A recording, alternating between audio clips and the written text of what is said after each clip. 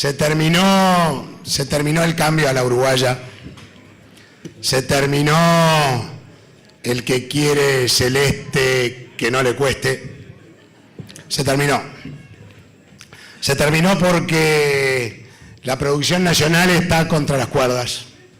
Sin competitividad, sin rentabilidad, están cerrando empresas, se están achicando empresas, las empresas tienen problemas financieros, se están perdiendo miles y miles de empleos, 60.000 en los últimos 4 años.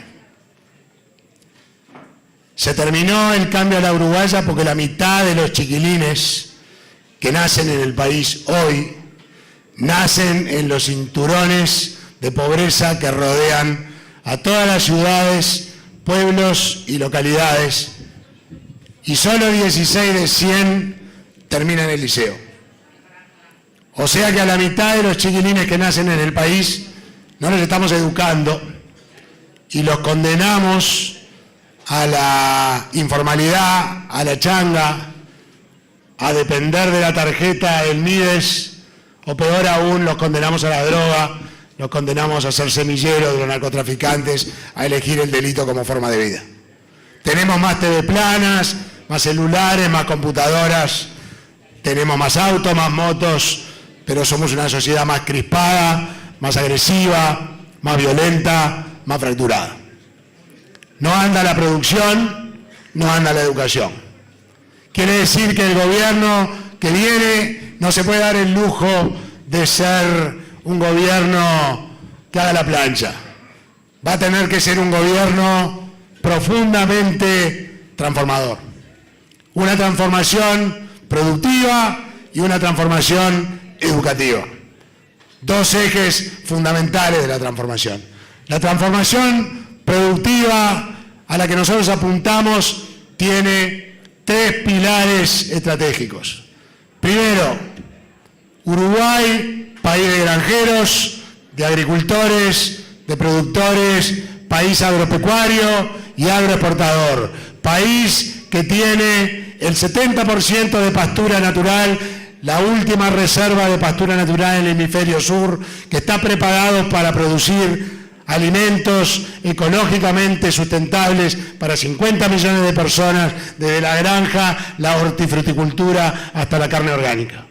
Alimentos que van a ser demandados, que van a ser pagados a precios excepcionales por los mercados más exigentes del mundo.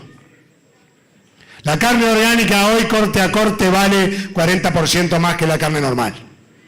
La lana merino vale oro, la lana merino orgánica vale platino. La carne de cordero kilo a kilo vale más que la carne de vaca, cada vez tenemos menos ovejas. Me pregunto por qué. Los productores nos dicen que tienen altos costos, que el abigeato, que las jaurías, que la mosca bichera, todos problemas que podrían resolverse y deberían resolverse si es que tenemos la visión que queremos tener. Que la locomotora de la economía del país, el motor de la economía del país, lo que echa a andar todos los vagones es el agro. Nuestro petróleo es el agro, pero es un petróleo que es verde, que no se concentra en 2 o 3 pozos, sino que se distribuye a través de una red extraordinaria de riqueza productiva a lo largo y ancho del país y además afinca a la familia rural en el campo y por ende construye entramado social. Ese va a ser nuestra apuesta productiva. De esa manera vamos a poner a la economía de pie. Por supuesto que como Nueva Zelanda, también un país turístico, también un país logístico, con un enorme potencial para ser un país tecnológico y cultural, pero primero y antes que nada, un país de agricultores, de productores, de granjeros, un país agropecuario y agroexportador. Esa es nuestra primera apuesta estratégica. La segunda, un país caro precisa, un país chico precisa mercados grandes. Mercados grandes. Vamos a salir a la conquista del mundo, como lo hicieron los chilenos en los últimos 30 años, con gobiernos socialistas, democristianos, liberales, no importa, siempre por el mismo trillo. Hoy Chile tiene acceso, sin pagar impuestos, a la enorme mayoría de los países del mundo, para entrar con sus productos sin tener que pagar nada. El Uruguay entras y pagar impuestos a la Argentina, a Brasil, a México, paremos de contar, después hay que pagar impuestos altísimos para colocar nuestros productos en todas partes. Eso tiene que cambiar, porque si no el país no tiene destino. Vamos a reorientar nuestra diplomacia, de una diplomacia de cóctel a una diplomacia comercial. Como Nueva Zelanda y Chile, una gran fuerza de ventas desplegada en oficinas comerciales en todos los mercados donde Uruguay tenga intereses estratégicos para colocar productos uruguayos con trabajo de los uruguayos, no mandar uruguayos al mundo porque aquí no encuentran trabajo. Y tercero, un país chico precisa ser un país competitivo, Precisamos mercados grandes y precisamos ser un país competitivo. Vamos a terminar con la base de lo que genera la falta de competitividad, que son las conductas de gasto público irresponsable, que normalmente se gestan en tiempos de bonanza. Ya conocemos el guión, ya lo conocemos. En la bonanza no somos capaces de ahorrar un peso. Nos patinamos todo hasta el último peso que entra y más. En la bonanza. Pero después viene el libreto conocido. En la bonanza gastamos como locos. Y después se termina la bonanza. Como se terminó en el 2013, 2014, porque los productos agropecuarios bajaron mucho de precio. La soja estaba a $600, hoy está a $2.80. La leche estaba a 50 centavos de dólar el litro, hoy está a 29. El arroz estaba a 270 la tonelada, hoy está a 190. ¿Qué pasa cuando vienen las épocas de vaca flaca?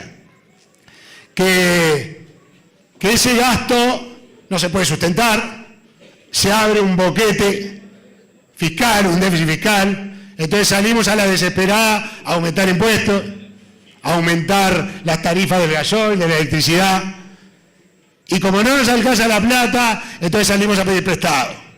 Y ahí viene el otro actor de la película, el endeudamiento. Pedimos prestado dólares, los traemos al país, los vendemos en plaza, tenemos un dólar poco competitivo, somos el país más caro para producir y para vivir en las Américas. Y luego, ya sabemos, atraso cambiario, asfixia de la producción nacional y en algún momento, cuando nos dejan de prestar, lo estamos viendo en la Argentina, viene lo inevitable, devaluación, inflación, pérdida de poder adquisitivo del salario, recesión, desempleo, los más vulnerables pagan el costo de esta película que ya vimos 1000 veces y que estamos hartos de repetir. Chile aprendió la lección. Chile, los gobiernos socialistas de Chile ahorraron enormemente cuando la soja, la carne, la lana, el arroz de ellos, que es el cobre, estaba muy alto. Entonces cuando viene la época de vaca flaca, no tienen que andar mangueando, no tienen atraso cambiario, no tienen una crisis en ciernes que nos pone a todos nerviosos y que asusta a la inversión. Vamos a crear una arquitectura institucional a la chilena, no tenemos que inventar nada, es solo adaptar para poder ahorrar en tiempos de vaca gorda, porque es en tiempos de vaca gorda que se generan todos estos problemas. Vamos a volver a tener una plantilla de funcionarios públicos razonable, la que había al final de la primera administración del doctor Vázquez. El gobierno anterior hizo entrar 50.000 funcionarios públicos, un despropósito de proporciones épicas. No vamos a reponer vacantes por los próximos 5 años, no 40 ni 20%, no vamos a reponer ninguna vacante. Se jubilan y fallecen 9.000 funcionarios por año. En 5 años podemos reducir la plantilla de funcionarios en 45.000 y al cabo de 5 años ahorrar 1.100 millones de dólares por año para bajar el déficit fiscal. Que no me digan que esto es una promesa fácil, que no me digan que esto no se puede hacer, que no venga el ministro de Economía a enseñarnos sobre el Estado como si fuera el único dueño del conocimiento. Sabemos de lo que estamos hablando. Sabemos perfectamente de lo que estamos hablando. Hace 21 años que hemos dedicado la vida a diseñar políticas de gobierno desde el Centro de Estudios de la Realidad Económica y Social, a viajar por el mundo y ver qué hicieron los países exitosos para curar las enfermedades que el país tiene hoy. La falta de empleo, la inseguridad, el fracaso educativo, la fractura social y una crisis ambiental en ciernes, que es un peligro para el país porque 2 años más de cianobacterias y vamos a poner en riesgo la industria turística del país también. Créanme que esto que les estoy diciendo hoy no es nuevo, lo venimos diciendo hace 20 años. Ahora decidimos que íbamos a entrar en la política para ver si junto con el Partido Nacional, el Partido Independiente, que van a tener que armar la coalición que reemplace a esta que hoy nos gobierna. Con el doctor Luis Lacalle Pou, que me va a seguir a mí, con quien estamos construyendo en silencio una relación de confianza. Si podemos armar un proyecto de país que nos saque de esta decadencia, de esta fractura, de este terrible deterioro de la vida en comunidad que hemos tenido. Somos un país que se ha vuelto incapaz de convivir en armonía,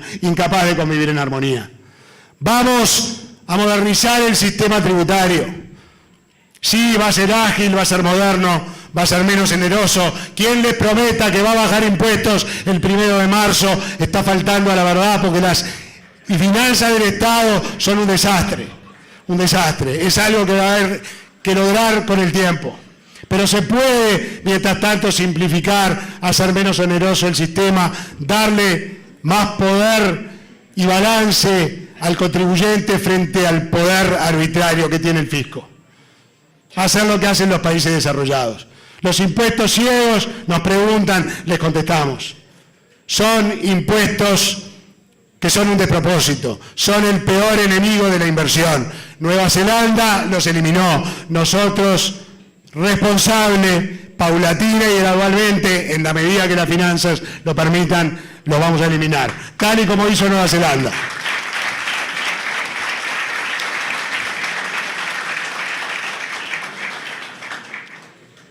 Vamos a perfeccionar la negociación colectiva para proteger los derechos de los trabajadores, que tienen que estar debidamente protegidos, pero también para crear condiciones para que se generen empleos. El país precisa desesperadamente generar empleos, y para que se creen las condiciones para que la relación entre empresas y trabajadores, empresarios y trabajadoras, vuelva a ser cooperativa y no confrontacional. Dejar atrás esa doctrina de la lucha de clases que le ha envenenado el alma a la República por demasiados años.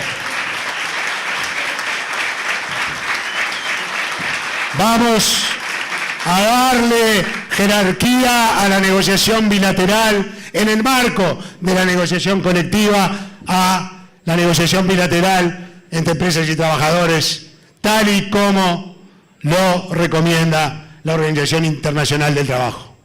Y vamos a derogar el decreto que interpreta la ocupación como una extensión natural del derecho de huelga. No lo es. No lo es. Viola la libertad de trabajo, viola el derecho de propiedad, por ende viola la Constitución de la República. En nuestro orden jurídico no tiene lugar la ocupación de los lugares de trabajo. Miren, vamos a poner en caja a los monopolios del Estado. Vamos a darle jerarquía institucional a las unidades reguladoras para que les fijen los precios, en base a criterios técnicos y en base a precios que nos permitan y le permitan a la producción nacional competir. Y después trabajamos para atrás, porque en base a esos precios van a tener que producir con eficiencia. Esto lo hizo Nueva Zelanda en 1985. Y para producir con eficiencia hay que cambiar la organización y funcionamiento de las empresas del Estado. Primero, designando en los directorios y en las gerencias a personas enormemente capacitadas para manejar organizaciones complejas. Segundo, prácticas de gobierno corporativo, las mejores prácticas que permitan el control y la evaluación de resultados de estas empresas. Hay 1.200 millones de dólares de sobrecostos en juego por la incompetencia, el amiguismo, por el acomodo. 1.200 millones de dólares que le cobran las empresas del Estado por producir de manera ineficiente a la producción, a las familias. Si al cabo de 5 años podemos ahorrar esos sobrecostos, y yo creo que lo podemos hacer, pero no lo tenemos que proponer. Podemos bajar los precios del gasoil y la electricidad a precios internacionales y nos van a sobrar 800 millones de dólares para bajar el déficit fiscal, que junto con los 1.100 que vamos a ahorrar por no reposición de vacantes, vamos a eliminarlo del paisaje nacional, vamos a darle previsibilidad a la inversión, a la economía y por ende vamos a reactivarla, que es lo que el país necesita. Pero también, y con esto termino, precisamos una transformación educativa. Precisamos una reforma vareliana del siglo XXI. José Pedro Varela era un señor de 30 y pocos años que viajó a Europa, viajó a Estados Unidos, vio lo que estaban haciendo los países de vanguardia, lo trajo al país, lo adaptó y fue el fundador de la educación moderna en el país. Estuvimos muy orgullosos por años. Ya no funciona más, es un desastre la educación. Necesitamos otra reforma vareliana, ahora para el siglo XXI. Eso es lo que nosotros le planteamos al país. Necesitamos que la educación vuelva a ser orgullo del país, que sea el gran igualador de oportunidades, el gran constructor de ciudadanía, de convivencia, de comunidad. Necesitamos preparar a nuestros jóvenes para encarar el porvenir, la sociedad del conocimiento. Necesitamos prepararlos como buenos ciudadanos de la República. Y necesitamos sacar a esos mitad de los chiquilines que nacen en el país y que nacen sin futuro, condenados solamente por el barrio en el que nacieron. Sacarlos, darles otra trayectoria de vida, darles otro futuro. Abrirles una luz al final del túnel para que sepan que con su esfuerzo y a través de la educación pública van a ser ciudadanos libres, que van a poder elegir su destino. ¿Saben qué? Estos chiquilines precisan que le devolvamos el futuro. Nuestros chiquilines precisan que le devolvamos el futuro. El Uruguay precisa que le devolvamos el futuro. Ese es el único motivo por el cual entramos a la política. Para tratar de trabajar, para